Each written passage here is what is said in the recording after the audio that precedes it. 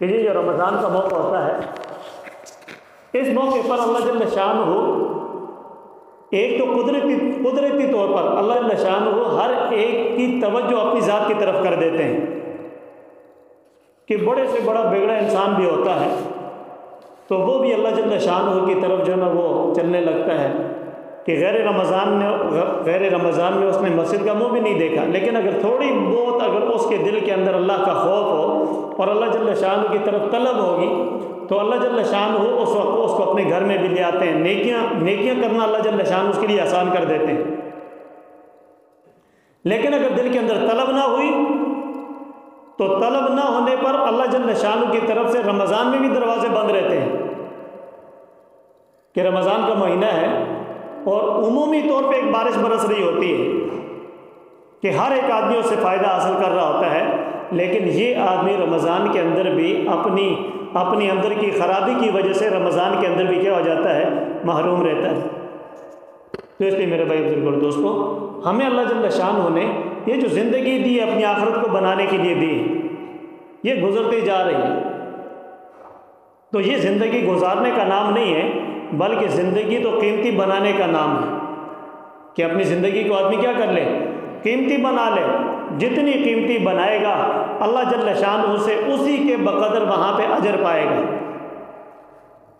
زندگی گزرتی جا رہی ہے، پتہ ہی نہیں چل رہا، جیسے یہ آج کل یعنی تقریباً ایک ہفتہ یا اس سے بھی کم رہ گیا رمضان کے اندر، تو ہر ایک کی زبان پہ کیا ہے جی کہ یہ رمضان آ رہا ہے، رمضان آ رہا ہے، رمضان آ رہا ہے، رمضان آ رہا ہے، لیکن کچھ دنوں بعد یہ ہماری زبان کے بول کیا ہو جائیں گے، تبدیل ہو جائیں گے کہ ہماری زبان کے بول تبدیل ہو گئے، پھر کیا ہو جائے گا کہ یہ رمضان جا رہا ہے۔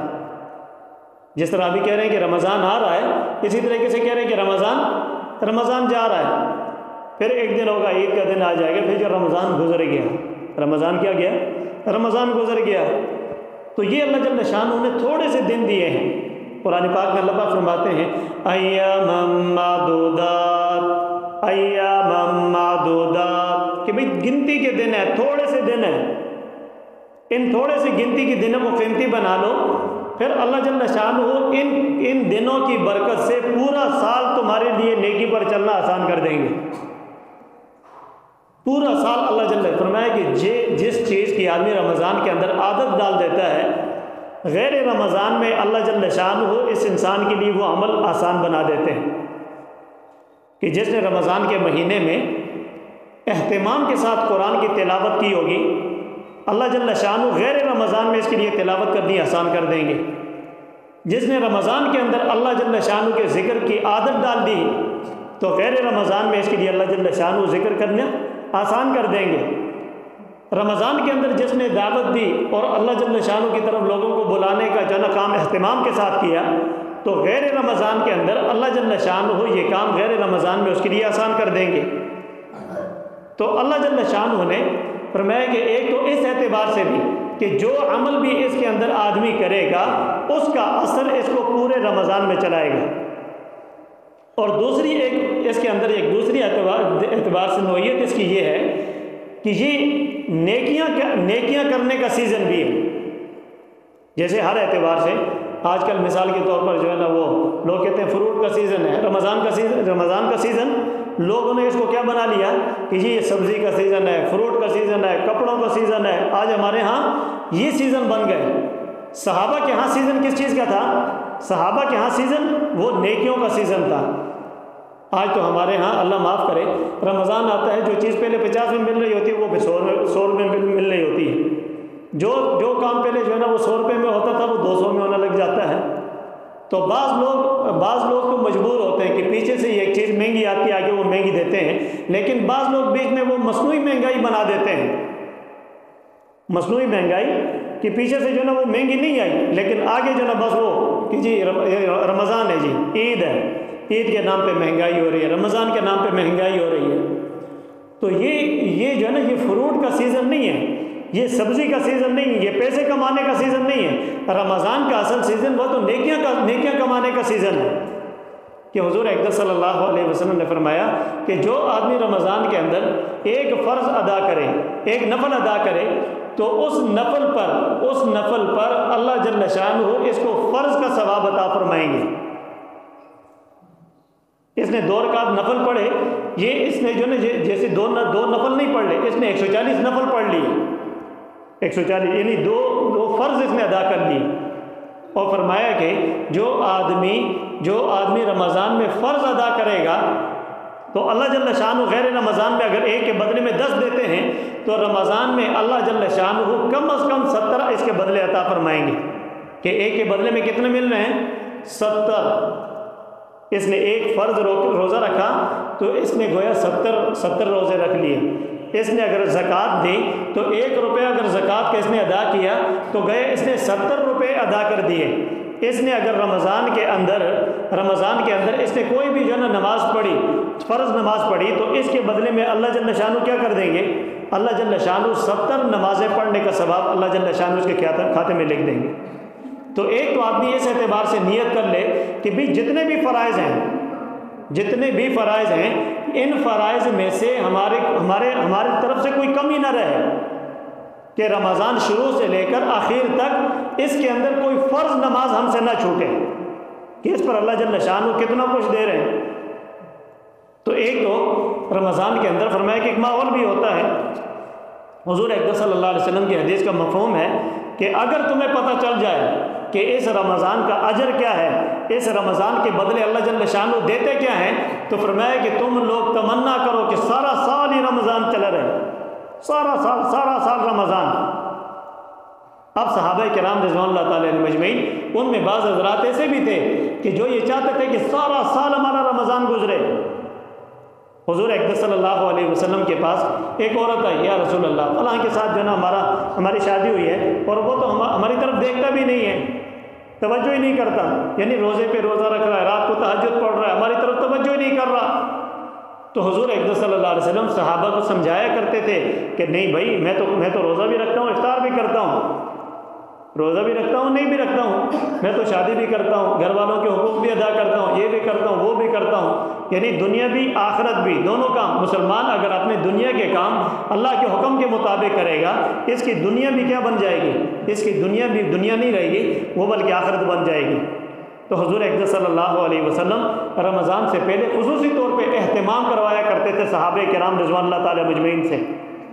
جیسے گھر میں مہمان آ رہا ہوتا ہے، کراچی سے مہمان آ رہے ہیں، پنڈی سے مہمان آ رہے ہیں، لاہور سے مہمان آ رہے ہیں، تو ابھی گھر میں مہمان پہنچے نہیں ہیں لیکن بچے ادھر دوڑ رہے ادھر دوڑ رہے، بھائی کیا ہو رہا ہے؟ ابھی فلاں چیز لے کے آنی ہے، ابھی کیا ہو رہا ہے کہ بھائی گھر میں مہمان آ رہے ہیں، گھر میں کیا آ رہے ہیں؟ مہمان آ رہے ہیں۔ تو مہمان کے لیے مہمان کے آنے سے پہلے کیا ہو رہا ہے؟ ہاں جی، صفائی ہو رہی ہے، ان کے لیے جو نا وہ نئے پردے ڈالے جا رہے ہیں، ان کے لیے بیڈ شیٹیں ڈالی جا رہی ہیں، کھانے کا سامان ان کے لیے تیار کیا جا رہا ہے، اور گھر میں صفائی کی جا رہی ہے۔ کیوں جی؟ مہمان آ رہے ہیں۔ تو ایک تو ہمارا مہمان ہے، پر میں کہ ایک اللہ کا مہمان ہے۔ ایک مہمان کس کا ہے؟ ایک مہمان اللہ کا مہمان ہے۔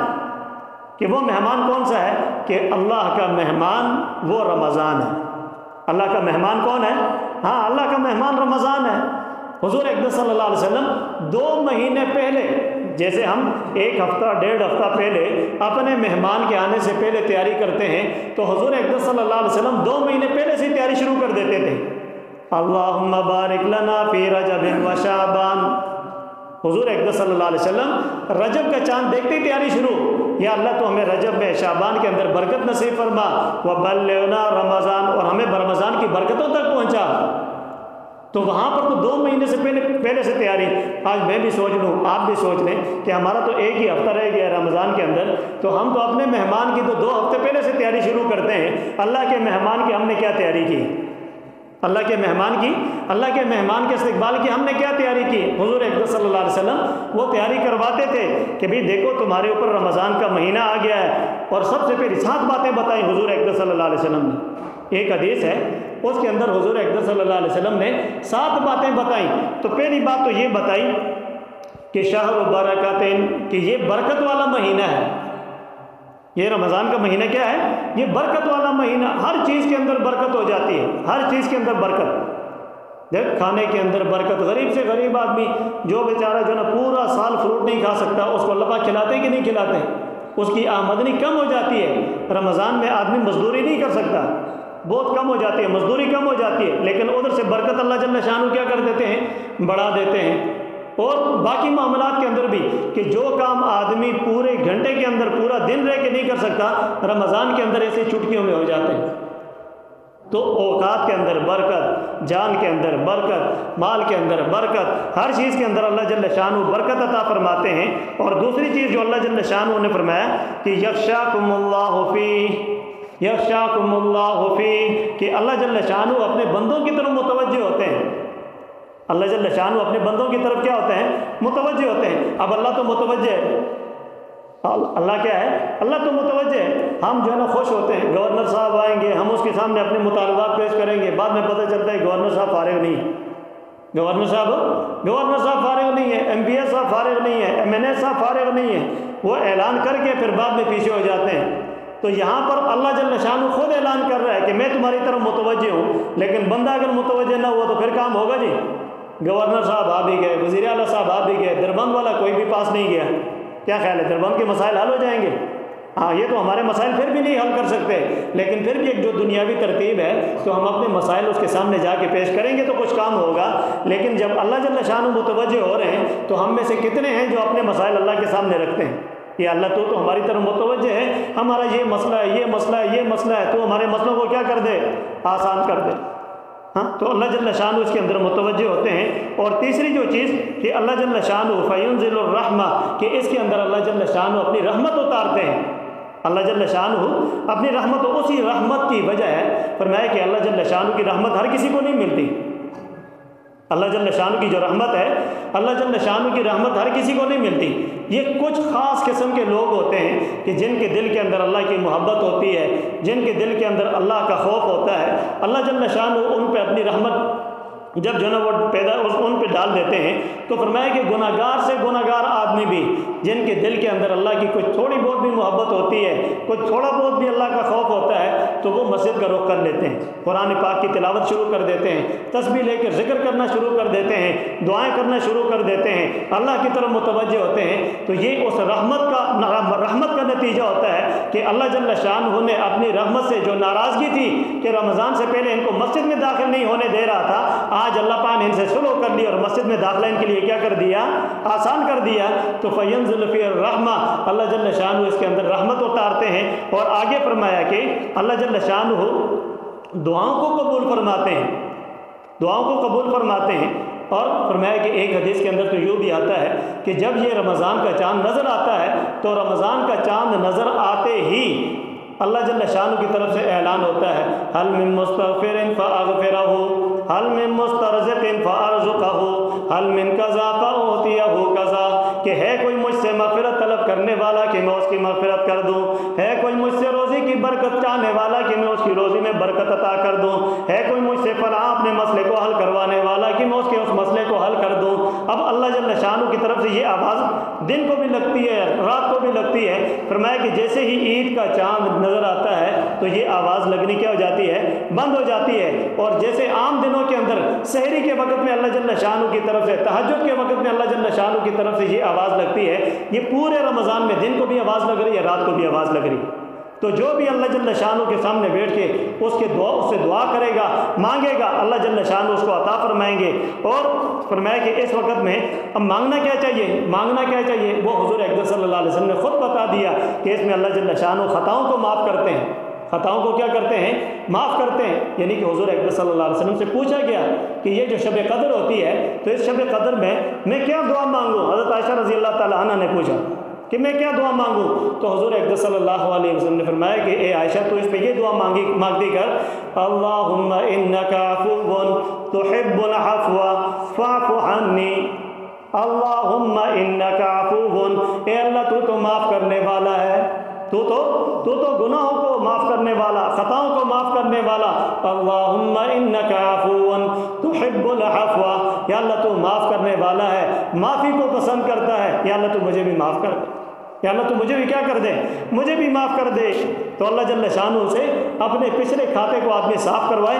اور پھر چھٹی چیز حضور اکرم صلی اللہ علیہ وسلم نے فرمایا کہ وَيُبَاهِي بِكُمُ الْمَلَائِكَةُ، اور اللہ جل شانہ اس میں فرشتوں کے سامنے فخر فرماتے ہیں، فخر کے سامنے، فرشتوں کے سامنے کیا کرتے ہیں کہ گرمی کا روزہ پچھلے دن جیسے رمضان گزرے، گرمی کے گزرے، تو اس میں بھی بعض اگر گرمی کے دن سخت روزے جو ہوتے ہیں تو ایک گناہگار سے گناہگار آدمی بھی جو نماز کا بھی پابند نہیں ہوتا تو وہ اب کمرے کے اندر کوئی بھی نہیں، اب وہ 7 اپ کی اور فینٹا کی بوتلیں جو نا پڑی ہوئی ہیں اور ٹھنڈی یخ بوتلیں پڑی ہوئی ہیں اور زبردست قسم کا قورمہ اور بریانی بھی اس کے گھر میں موجود ہے، اب بھوک بھی لگی ہوئی ہے، پیاس بھی لگی ہوئی ہے، لیکن اس آدمی کا ہاتھ جو نا ان چیزوں کی طرف نہیں بڑھتا، 1 منٹ پہلے بھی ان چیزوں کو یہ اپنی زبان کے قریب نہیں کرتا۔ کیوں؟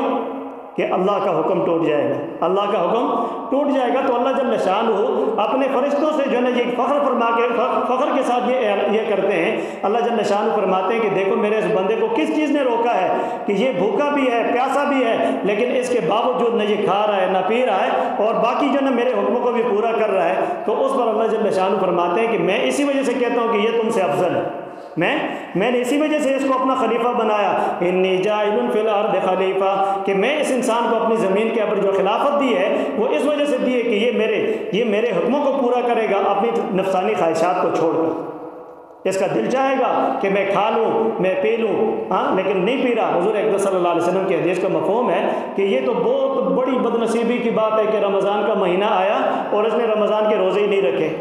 حضور اقدس صلی اللہ علیہ وسلم کی حدیث کا مفہوم ہے کہ ایک آدمی جو قصداً رمضان کا روزہ کھا لے، یہ سارا سال نہیں ساری زندگی اگر روزے رکھے تو اس کی تلافی نہیں کر سکتا۔ یعنی کفارے کے اعتبار سے وہ 2 مہینے کے لگاتار روزے بعد میں رکھ سکتا ہے کہ چلو جی یہ اپنی گناہوں کی معافی چاہتا ہے تو وہ کفارہ ایک الگ چیز ہے، لیکن اس رمضان کا بدلہ یہ نہیں ہو سکتا اس جو روزہ اس نے کھایا ہے۔ اور فرمایا کہ اس کے اندر حضور اقدس صلی اللہ علیہ وسلم نے فرمایا کہ اس میں اللہ جل شانہ بندوں کے تنافس کو دیکھتے ہیں۔ تنافس کہتے ہیں مقابلہ کرنے کو، تنافس کس کو کہتے ہیں؟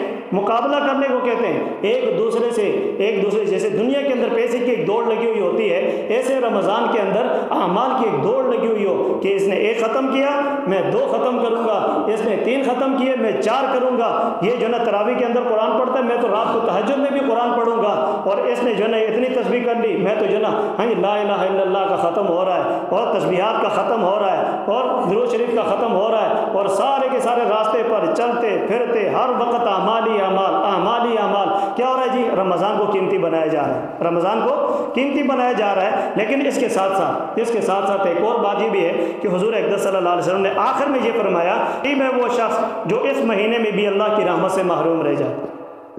تو یہ کہیں جو نا ان بدنصیبوں میں اور آپ بھی شامل نہ ہوں کہ جو نا یہ سارا مہینہ ہم قرآن کی تلاوت بھی کریں اور سارا کچھ کریں اور کل قیامت والے دن جب اللہ کے سامنے ہماری حاضری ہو تو اللہ کہے کہ بھی تم نے تو کچھ بھی نہیں کیا، تم نے تو کچھ بھی نہیں کیا۔ اب جو نا فرمایا کہ وہ کون سے لوگ ہیں کہ جن کو رمضان کے مہینے میں بھی جو نا کچھ نہیں ملے گا؟ تو حضور اقدس صلی اللہ علیہ وسلم نے فرمایا ایک تو وہ آدمی ہے جو پکا شرابی ہو، شراب کا عادی ہوگا تو یہ کچھ بھی کر لے اس کو رمضان فائدہ نہیں دے گا، اور دوسرا عاق لوالدیہ، اپنے ماں باپ کا جو نافرمان ہوگا، اپنے ماں باپ کا نافرمان وہ بھی رمضان کی برکتوں سے کیا ہوگا؟ محروم ہی رہے گا۔ اور تیسرا حضور اقدس صلی اللہ علیہ وسلم نے فرمایا قاطع رحم، اپنے قریبی رشتہ داروں سے ناتا توڑنے والا، بہن بھائی اور قریبی جو رشتہ دار ان سے جو ہے نا وہ جھگڑا اور جو ہے نا وہ نفسانی خواہشات کی وجہ سے اپنے قریبی رشتہ داروں کے ساتھ جو ہے نا منہ بڑا ہوا ہو تو فرمایا کہ یہ بھی اللہ کی رحمت سے محروم۔ اور چوتھا فرمایا کہ مشاحن، جو اپنے کسی دوسرے مسلمان بھائی کے بارے میں دل میں بغض رکھے، کینہ رکھے، تو یہ آدمی بھی رمضان کی برکتوں سے کیا ہوگا؟ محروم ہوگا۔ اگر ہم میں سے کوئی آدمی ان چیزوں کے اندر مبتلا ہے تو اللہ کی رضا کے لیے اپنی ذات پر رحم کھاتے ہوئے ان گناہوں سے ہم رمضان سے پہلے توبہ کر لیں۔ کسی سے ناراضگی ہے تو معافی مانگ لیں۔ اگر مثال کے طور پر دوسرا ہم سے کوئی معافی مانگتا ہے، بعض دفعہ یہ ہوتا ہے کہ ایک آدمی دوسرے کو معاف کرتا ہے لیکن وہ اگلا معافی راضی نہیں ہوتا، تو اپنی طرف سے جو کچھ آدمی کر سکتا ہے وہ کر لے، دوسرے کا حال دوسرے کے اوپر چھوڑ دے۔ کل کہیں قیامت والے دن اللہ جل شان ہو ہم سے یہ نہ پوچھے جو تو کر سکتا تھا وہ تو نے کیوں نہیں کیا۔ تو سارے بھائی کوشش کریں گے نا انشاءاللہ، اللہ پاک عمل کرنے کی توفیق عطا فرمائے۔ سنتیں پڑھ لیں۔